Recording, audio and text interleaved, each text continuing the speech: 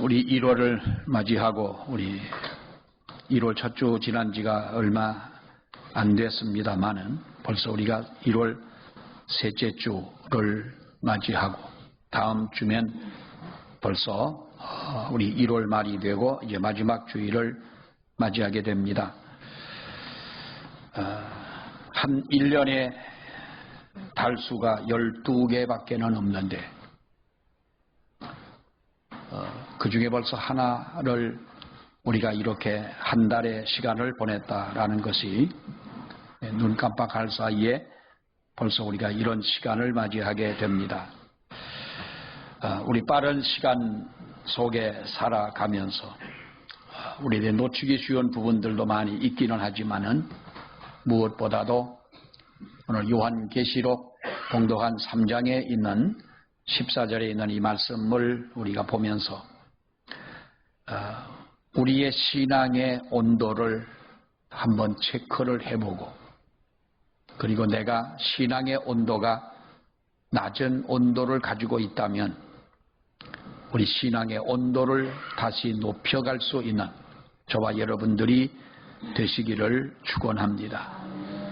사도 요한 당시의 소아시아의 7교회, 대표적인 교회들이 이렇게 7교회가 있었습니다. 우리 요한계시록 2장과 3장에 기록되어 있는 이 교회들을 말합니다마는 그 7교회 가운데 주님으로부터 칭찬을 받은 교회는 2교회뿐이었고 나머지 5개 교회는 주님 앞에 책망을 받았습니다.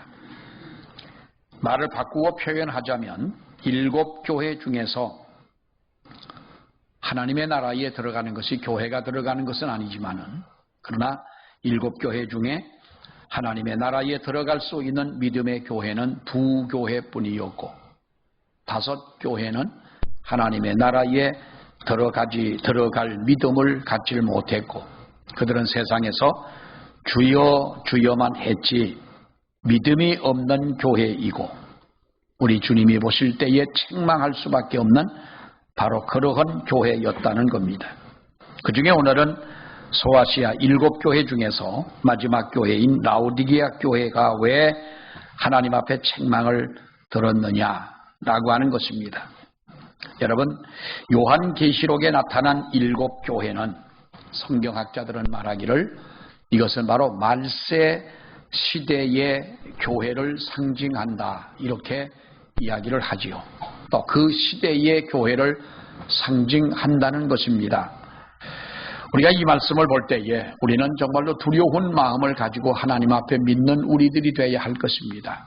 7교회들 우리 잘 알지 않습니까? 이 7교회가 말세 때에 나타날 교회들이고 그 시대를 대표하는 교회다. 다시 말하면 교회는 7교회의 이러한 모습을 언제라도 가지고 있다는 것인데 우리는 오늘 이 라오디게아 교회에 특별히 말씀하시는 이 말씀을 보게 되면 너희는 차지도 않고 뜨겁지도 않았다. 그야말로 우리가 이 시대의 교회의 특징을 너무나도 잘 표현해 주고 있는 바로 그러한 말씀이 아닌가 싶습니다. 너희가 차지도 않고 뜨겁지도 않았다. 그러니까 미지근한 교회였다라고 하는 것입니다. 사랑하는 여러분, 성공하는 사람들은 어떤 특징을 가지고 있습니다. 어떤 사람이 성공하느냐, 세상에서 성공하는 사람을 보게 되면 어떤 분야에서든지 3가지 조건을 이야기합니다. 첫째는 꿈이 있느냐라는 겁니다. 꿈이 있느냐. 둘째는 그 꿈을 뒷받침해주고 이룰 수 있는 실력이 있느냐라는 겁니다. 그리고 중요한 3번째는 열정이 있느냐. 여러분, 자기의 일에 열정을 가지고 살아가는 사람들은 아름다운 사람들이라고 이야기를 합니다. 우리 옛날 같으면은 우리가 좋은 직장이 있고 천한 직장이 있고 우리가 흔히 표현하는 그런 말이 있죠. 아주 모든 사람들이 고급지게 보이고 귀하게 생각하는 그런 직장, 누구라도 부러워할 수 있는 어떤 그런 직업을 가지고 있는 사람들, 누구라에게라도 떳떳하게 이야기할 수 있는 바로 그러한 직업이 있지만은 천방지추마골피라고 하는 말이 있습니다. 이거를 우리가 좀 죄송합니다만은 옛날에 그 쌍놈들 성으로 생각하지만은 천방지추마골피는 그 당시에 천한 직업을 이야기했던 거지요. 그게 쌍놈들이라는 겁니다. 천한 사람들이라 그러는데 요즘에 천한 직업이 어디가 있습니까? 요즘에 세상이 여러분 많이 바뀌어도 너무나 바뀐 것이 직업에 대한 우리가 그야말로 귀하고 천한 이런 직업은 없다는 겁니다. 어떤 직장이든 어떤 직업이든 내가 무슨 일을 하든 내 하는 일에 대해서 실력을 가지고 열정을 가지고 우리가 일을 하게 된다면 여러분 이것은 그렇게 일하는 사람은 아름다운 사람이라는 겁니다. 그래서 뜨거운 열정을 가지고 일하는 사람을 우리가 미쳤다 그럽니다. 미쳤다는 것이 꼭 나쁜 의미에서만은 아니죠. 열정을 가지고 우리들이 정말로 열심히 뜨거운 열정으로 일을 하는 사람, 그런 사람을 미쳤다 그럽니다마는 사랑하는 여러분, 어떤 일이든 성공을 하려면 우리는 이렇게 꿈이 있고 비전을 가지고 있고 그 꿈을 이룰 수 있는 실력을 가져야 되고, 그리고 무엇보다도 열정이 있는 이러한 자세를 가지고 일을 할 때 우리는 어떤 분야에서든지 성공할 수 있다고 하는 것입니다. 사랑하는 사람을 만나서 뜨겁게 사랑하지 않는다면 그 사랑이 과연 이루어질 수가 있을까요? 임마누엘 칸트라고 하는 사람이 있습니다. 유명한 사람 아닙니까? 어떤 아름다운 아가씨에게 프로포즈를 받았습니다. 그러니까 이 칸트는 고민을 했습니다. 켄트가 아니고 칸트입니다. 켄트는 카마순바이고 칸트는 임마누엘. 프로포즈를 받고 나서 고민이 생겼습니다. 내가 정말로 결혼을 해야 되나 안 해야 되나 깊은 고민을 하면서 연구를 했습니다. 결혼에 대해서 연구를 했더니 결혼을 해야 된다는 이유가 364가지고 결혼을 하면은 불리하거나 아니면 결혼을 하면은 안 된다라는 부정적인 것이 360가지가 됐어요. 철학자니까 그렇게 연구를 했습니다. 그러니까 결혼을 해도 해야 된다고 해야 하면은 좋다고 하는 것이 바로 364개로 4개가 더 많아서 그럼 내가 이제 결혼을 해야 되겠다고 그 아가씨 프로포즈한 아가씨를 찾아갔더니 그 기간이 얼마나 걸렸느냐 하면은 7년이 걸렸습니다. 그 아가씨를 찾아가서 결혼을 하자고 했더니 벌써 그 아버지가 나와 하는 말이 우리 딸은 이미 결혼을 해서 2아이의 엄마가 됐다는 겁니다. 이것이 여러분 뜨거운 것이 아닙니다. 신앙생활도 여러분 어쩌면 이렇게 하는 사람들도 있지 않습니까? 사람마다 우리가 가지고 있는 몸에 체온이 있는 것처럼요, 교회도 온도가 있습니다. 어떤 교회는 뜨거운 교회가 있습니다. 교회 자체가 뜨겁겠습니까? 성도들이 뜨거운 성도가 있는 교회가 있는 것입니다. 어떤 교회는 미지근한 교회가 있는 것이 여러분 사실입니다. 지금 여러분들이 신앙의 온도를 잴 수가 있다면 여러분들은 과연 몇 도를 가지고 몇 도의 온도를 가지고 하나님 앞에 신앙생활을 하는 성공하는 사람이 어떤 사람입니까? 뜨거운 열정을 가지고 일하는 사람이라고 하는 것입니다. 누구라도 꿈을 가질 수가 있습니다. 거기에 걸맞는 실력을 가질 수도 있는 것입니다. 그러나 이러한 꿈을 성취할 수 있는 뜨거운 열정이 우리에게 없다면 우리는 성공할 수 있는 사람은 될 수가 없다는 것이지. 우리는 가끔 자기 일에 최선을 다하는 사람을 볼 때에 감동합니다. 어떤 분야에서든지 밤을 새워 지새워 공부하는 여러분 이러한 학생들이라면 분명히 성공하고 학자가 될 수 있는 여러분 그런 학생이 아니겠습니까? 어떤 분야에서든지 자기가 최고가 되기 위해서 피난한 고생을 감수하며 열정을 쏟는 그 모습을 볼 때에 우리는 성공과 실패를 논하기 전에 그 모습이 얼마나 아름다운 모습이냐. 그러나 반면에 우리는 적당하게 일을 하는 사람들이 있습니다. 무슨 일을 하더라도 마지 못해서 억지로 하는 그런 사람들이 있습니다. 무슨 일을 하더라도 힘든 일이지만은 그것을 즐거운 마음으로 하는 사람이 있지 않습니까?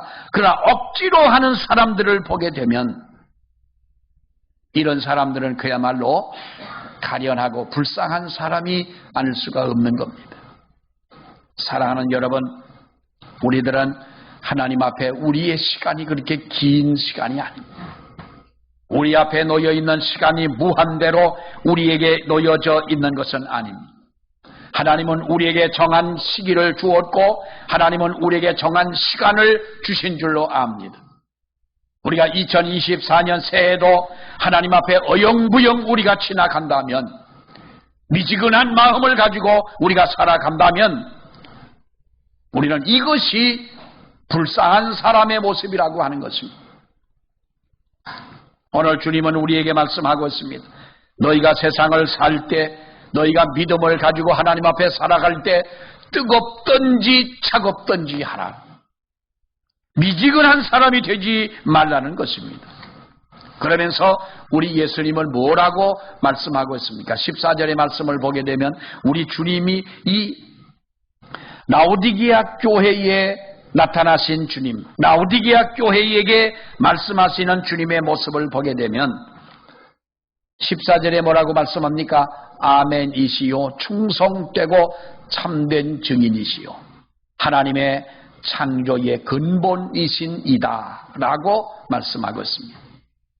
아멘이시요, 그리고 이 주님은 참된 증인이시며 하나님의 창조의 주인이신 바로 그 분이시라는 겁니다. 여러분, 아멘이시다라고 하는 것입니다. 우리가 아멘이라는 말은 진실로 그렇다라고 여러분 우리가 동의하고 고백하는 것 아니겠습니까? 우리 주님은 진실하신 주님이시다라고 말씀하고 있습니다. 이 주님이 라오디게아 교회에게 너희는 차든지 뜨겁든지 하라. 다시 말하면 미지근한 신앙을 가지고 살지를 말라. 라오디게아 교회가 책망받은 그 이유가 무엇입니까? 여러분, 라오디게아 교회의 교인들은 아주 이 자존심이라기보다는 자만심, 이런 것들이 가득한 사람들이었어요. 17절 말씀을 보세요. 우리는 남과 다르다는 거지요. 나는 부자라, 그리고 부요하다, 그래서 나는 부족함이 없다라는 거예요. 나는 부자요, 부요한 자요, 부족함이 없는 사람입니다. 라오디게아라고 하는 이 도시는 당시에 그야말로 부유한 도시였습니다. 지진으로 도시가 파괴가 되었을 때에 로마 정부의 도움을 받지 않고 스스로 도시를 재건한 바로 그 도시가 라오디게아 이 도시였고, 그리고 여기는 세상적으로 사람들이 살아가기에 전혀 부족함이 없는, 땅도 기름지고, 우리가 표현하자면 당시에는 사람들의 옷을 만드는 이런 기술이 개발된, 그야말로 이 공장이 개발되어 있는, 요즘에 공장이라고 그럽니다만은 그러한 것으로 개발이 되어 있는 도시였고, 그리고 금융업이 활발하게 돌아가던 도시가 바로 그러한 도시였습니다.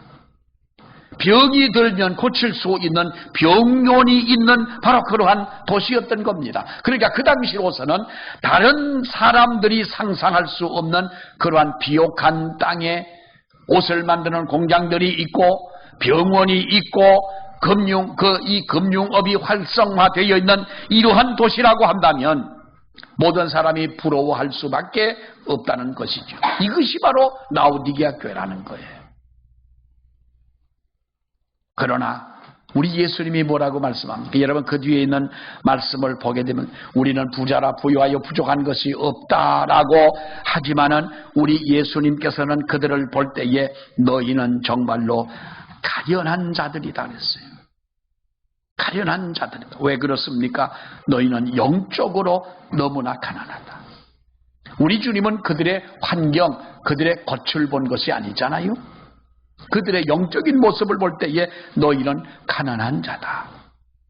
너희는 눈먼 자다. 그리고 너희는 벌거벗은 자들이라는 거예요.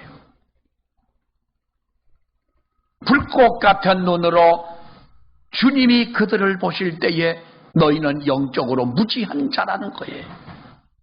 여러분, 무엇이 라오디게아 교인들의 눈을 멀게 했습니까? 나는 부자라 부유한 것이 없다라고 말하는 그들에게 여러분 세상에 있는 것으로 만족하면서 살아가고 있지만은 자기들이 입은 옷을 자랑하고 살아가고 있지만은 내일을 알지 못하는 어리석은 부자와 같은 우리 예수님도 그랬지 않습니까? 어떤 부자가 나는 부자다는 거예요. 여러분 가난한 게 좋습니까? 부자가 좋습니까? 뭐가 좋은지 몰라가지고 대답을 못하십니다만 나는 부자였으면 좋겠습니다.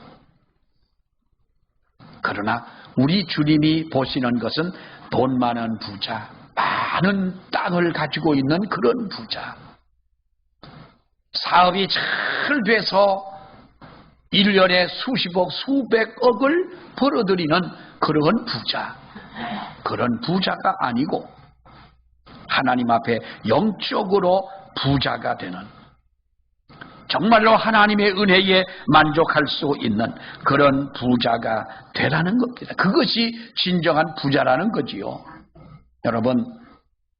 여러분들 중에는 물론 재산이 있고 돈도 있고 늙어 죽을 때까지 먹고 사는데 걱정하지 않을 그런 분도 계시지만은 또 그렇지 못한 분들도 계시는 것은 사실이지요.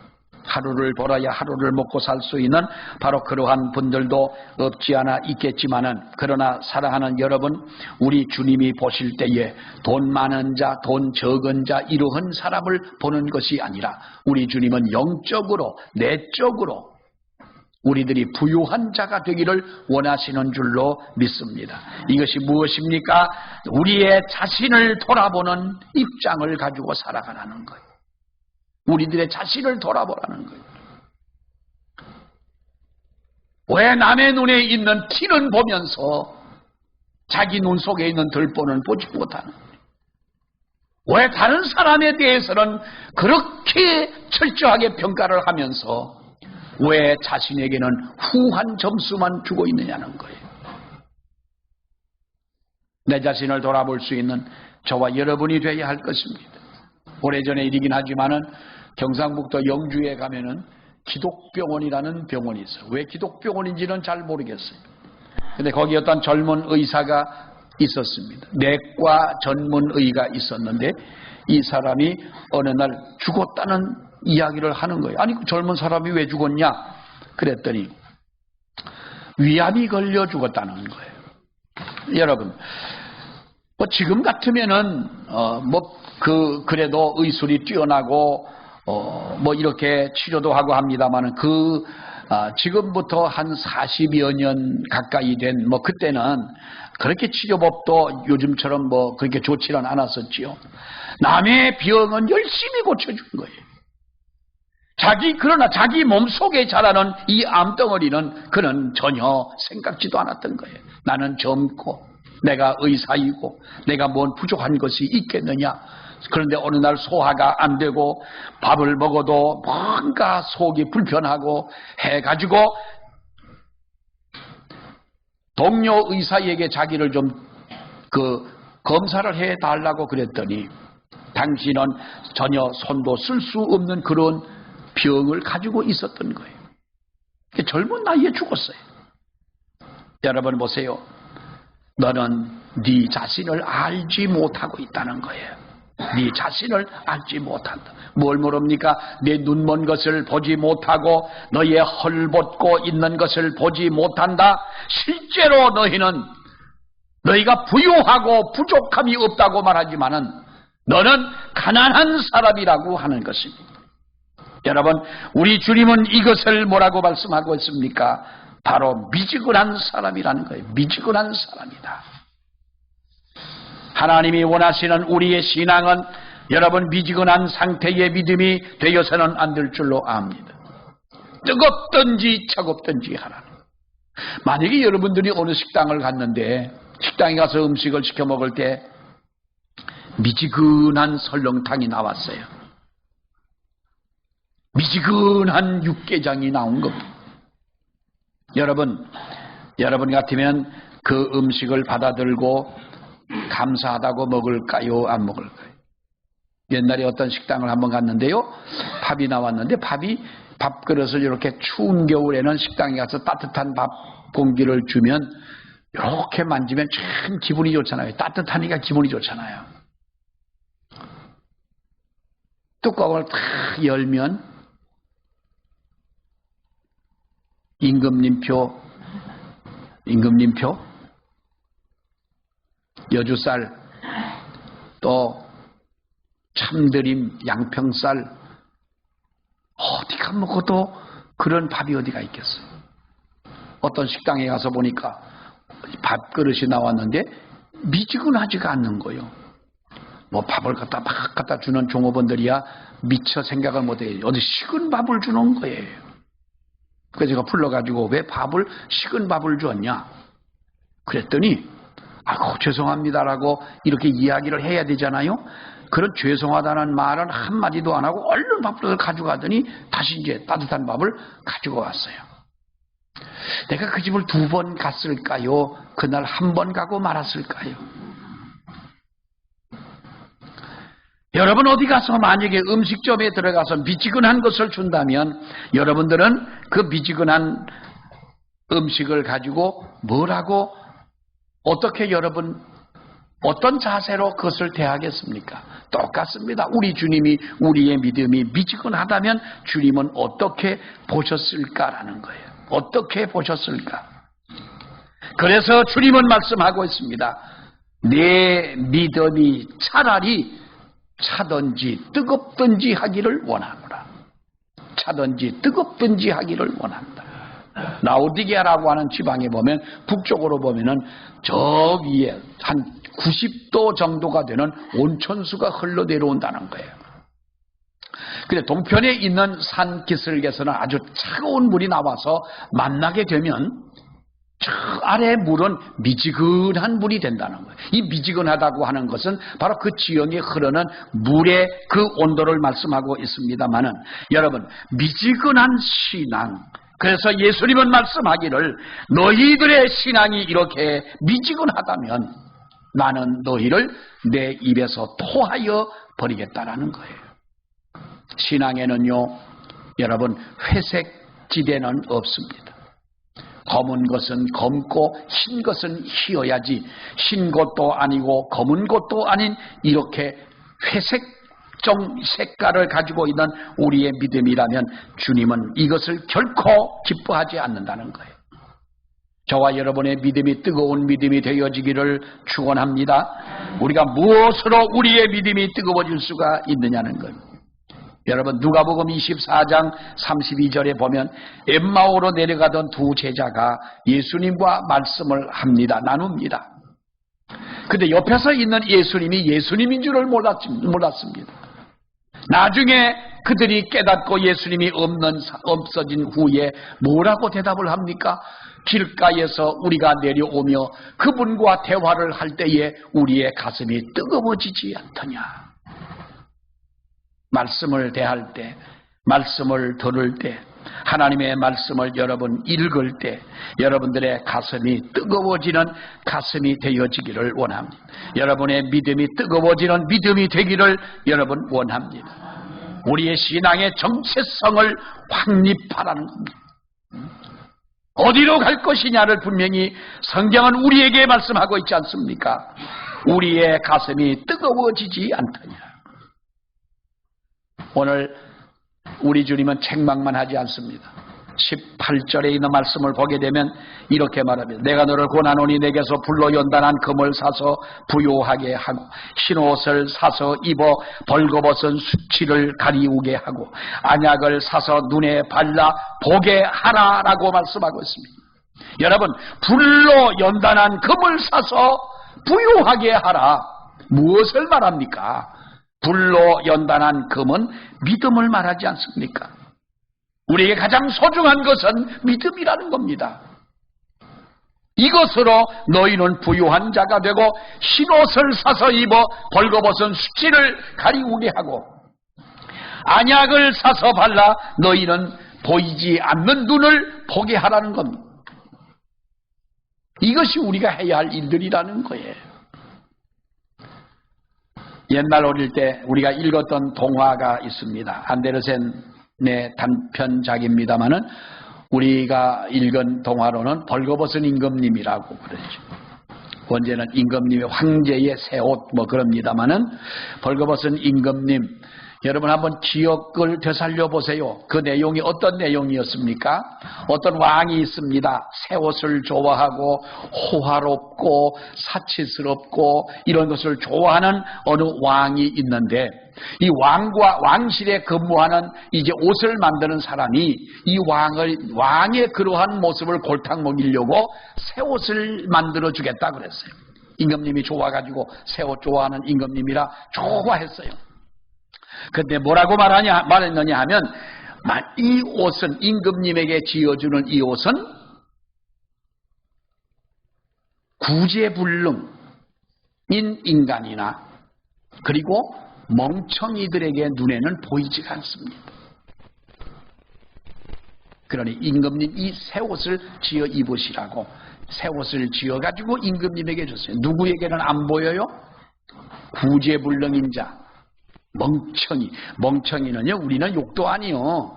우리는 욕을 하려면 아주 세게 해야 되는데, 이 외국 사람들에게 멍청이, 지옥이나 가라, 뭐 이런 건 농담으로도 잘 안 합니다만은, 이 사람들에게는 아주 이것이요, 정말 충격적이고 상스러운 욕인 거예요.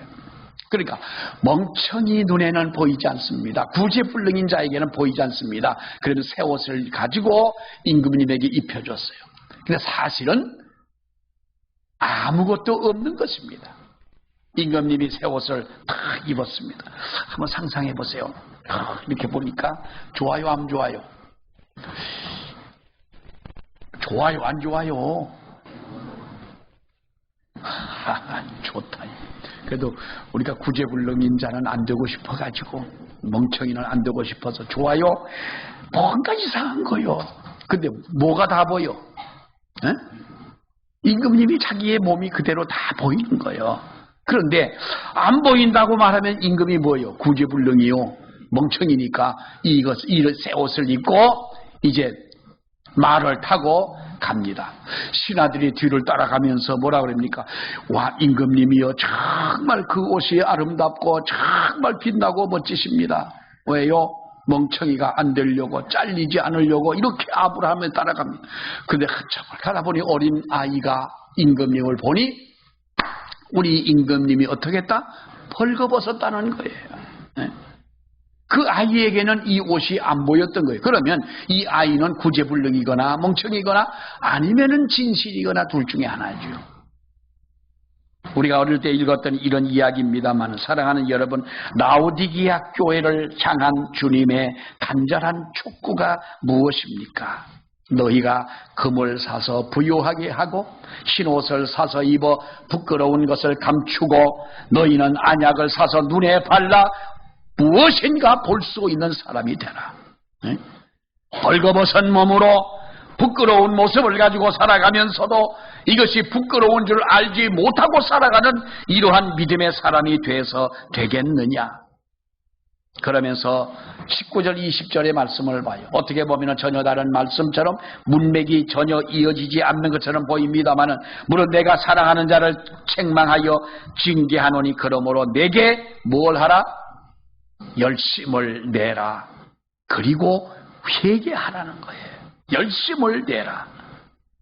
주님은 그들에게 열심을 내고 회개하라고 촉구합니다. 열심을 내라고 하는 이 말은 더 이상 게으르고 나태한 상태에 머물러 있지 않고 차든지 뜨겁든지 하라는 것입니다. 결국은 미지근한 믿음은 열심이 없는 신앙이라는 겁니다. 그러기 위해 우리는 하나님 앞에 아멘이시여 충성된 자라고 말씀했듯이 우리는 아멘을 회복하는 저와 여러분이 되어야 할 줄로 믿습니다. 그리고 주님은 말씀하고 있지 않습니까? 내가 문 밖에 서서 문을 두드리노니 문을 열면 내가 너와 더불어 먹고 마시리라 그랬어요. 회개가 여러분 무엇입니까? 문을 열고 주님을 모셔드리는 것입니다. 라오디게아 교회는 주님을 문 밖에 쫓아내고 자기들이 주인 행세를 하다가 하나님 앞에 책망을 받은 교회가 바로 그 교회입니다. 교회의 주인이신 예수님이 문 밖으로 쫓겨난 손님이 되셨습니다. 교회의 종들인 성도들이 교회의 주인석을 차지하고 앉아있는 그런 꼴이 되고 말았다는 것입니다. 그래서 주님 말씀합니다. 문을 열라는 겁니다. 문을 열고 나와 더불어 먹고 마시자. 평양 부흥운동이 1907년도에 평양 대부흥운동이 일어납니다. 열흘 동안 부흥회를 했습니다. 길선주 목사님이 설교한 설교 내용 가운데 하나가 무엇이냐 하면 이 주인과 객에 대한 설교를 하셨습니다. 우리가 밖에서 주님으로부터 영접을 받고 이 안의 주인은, 이 교회의 주인은 바로 우리 주님이 되셔야 하는데 우리가 주인의 행세를 하고 있습니다. 회개할 줄 모르고 교만하고 내가 교회의 주인인 양 이렇게 큰 소리를 하고 이렇게 살아가는 우리가 됐습니다. 이것이 길선주 목사님의 설교를 통해 많은 성도들이 은혜를 받고 회개한 바로 그 말씀이었습니다. 이제는 우리가 마음의 문을 열기를 바랍니다. 주님과 하나 되는 저와 여러분이 되기를 바랍니다. 이것이 바로 우리가 사는 길이요 복을 받는 길이요 이것이 뜨거운 믿음으로 살아가는 우리 신앙이 될 줄로 믿습니다. 여러분 우리가 이 성경을 보면은요 가끔 우리는 이 성화 그림을 봅니다. 예수님이 문을 두드리는 그 그림에 보면은요 자세히 보면 문고리가 밖에 없어요. 그러니까 문 안에서만 이 문을 열 수가 있는 문인 거예요. 아주 의미 있는 그림입니다. 그런데 가끔 밖에서 문을 열 수 없는 그러한 문이지만은 그러나 주님은 특별한 방법으로 그 문을 여시는 경우가 있습니다. 어떤 경우인 줄 압니까? KBS 방송국 아나운서 중에 최선규라는 아나운서가 있었습니다. 지금은 그분이 기독교 방송에서만 일을 하는 바로 그 아나운서로 일을 하는 분인데 이 최선규라는 분이 KBS 아나운서로 이제 그 입사를 해서 젊은 나이에 열심히 일을 할 때 어느 날 아내에게서 전화가 옵니다. 사랑하는 딸이 집 앞에서 놀다가 트럭에 치여 교통사고를 당해 죽어간다는 겁니다. 빨리 오라는 겁니다. 차를 타고 차를 운전을 해서 막 이 영등포 그쪽을 지나는데 얼마나 길이 많이 막힙니까? 그때의 차 안에서 그가 외친 소리가 하나님 내 딸을 살려달라는 겁니다. 이 최선규 아나운서의 간증이 요즘에 많이 나옵니다만은 이분은 자기 집안도 처갓집도 다 불교 신자인 거예요. 보통 불교 신자가 아니고 대학을 다닐 때는 불교회 회의에 회장도 하고 집안에 절이 있을 만큼 아주 그 독실한 불교 신자인데 자기 입에서 한 번도 불러보지 않은 하나님 내 딸을 살려달라는 거예요. 그 병원에 도착을 합니다. 도착을 해서 그 딸을 보니 딸이 의식이 없고 죽어갑니다. 의사는 살아날 가능성은 하나도 없다는 거예요. 딸을 안고 그 복도에서 소리를 지른다. 하나님 내 딸을 살려달라고 흔들고 소리를 지릅니다. 그랬더니 하나님이 예수도 믿지 않고 교회도 한번 가보지 않은 그 사람의 소리를 들으시고 응답을 하신 거예요. 우리가 결론적으로는 표현하자면 그 딸이 눈을 뜨고 의식이 돌아오는 거예요. 그래서 그분이 하나님을 그때에 그 일로 인하여 하나님 앞으로 돌아온 거예요. 사랑하는 여러분, 우리는 우리의 신앙의 온도를 높이는 저와 여러분이 되기를 바랍니다. 여러분 이런 말 들어보셨습니까? 병원에서는 가끔 우리가 텔레비전에서도 체온의 온도 1도의 온도를 올려라. 우리 사람의 온도가 36.5도입니다. 하나님이 정말 우리에게 아주 적정한 온도를 주셨습니다. 여러분 그런데 연세 드신 분들의 체온을 재보면 36도가 안 됩니다. 사람 몸의 1도의 온도가 떨어지면 면역력이 20%가 떨어진다고 그럽니다. 그런데 반면에 온도를 1도를 올리게 되면 면역력이 40%가 증강을 한다는 거예요. 우리 몸속에. 우리가 이거 과학적으로 잘 아는 것 아닙니까? 여러분 그런데 암세포가 우리 몸속에서 죽는 온도가 있는데 43도의 온도가 올라가게 체온을 올리게 되면 암은 우리 몸속에 있는 모든 병균이 죽습니다. 그 43도는 어떻게 올라갑니까? 성질나서 혈압 오르고 술 먹어서 체온 오르고 이런 건 아닙니다. 운동을 하거나 무엇을 해서 체온이 올라갈 때에 우리 몸속에 있는 모든 질병은 죽어가. 암세포가 다른 모든 질병의 세포가 우리 몸속에서 가장 매우 좋아하는 온도는 미지근한 온도라는 겁니다. 그러니까 우리 체온에서 조금만 떨어지면 병에 걸릴 확률이 굉장히 높아지는 것이고 여기에서 우리의 온도를 1도만 올리게 되면은 우리는 건강한 사람으로 살아갈 수 있다는 거예요. 신앙의 온도를 올리는 저와 여러분이 되기를 축원합니다. 그래서 건강한 믿음을 가지고 하나님 앞에 살아가는 저와 여러분들 되시기를 주의 이름으로 축원합니다. 기도하겠습니다. 하나님 은혜를 감사합니다. 하나님은 우리에게 우리가 가져야 할 적정한 평균의 그 온도를 우리에게 주셨습니다. 우리 몸에 체온이 있는 것처럼 하나님의 교회의 신앙의 온도도 하나님이 원하시는 그러한 온도를 유지하기를 원하시는 줄 아버지여 믿습니다. 신앙의 온도를 올릴 수 있는 우리가 되게 하여 주시옵소서. 미지근한 저희가 되지 않도록 하나님 우리를 축복해 주시옵소서. 뜨거운 믿음으로 주님을 따르며 뜨거운 믿음으로 하나님께 영광을 돌리며 아버지 앞에 나아가는 저희들 되게 해 주시옵소서. 예수님 이름으로 기도하옵나이다. 아멘.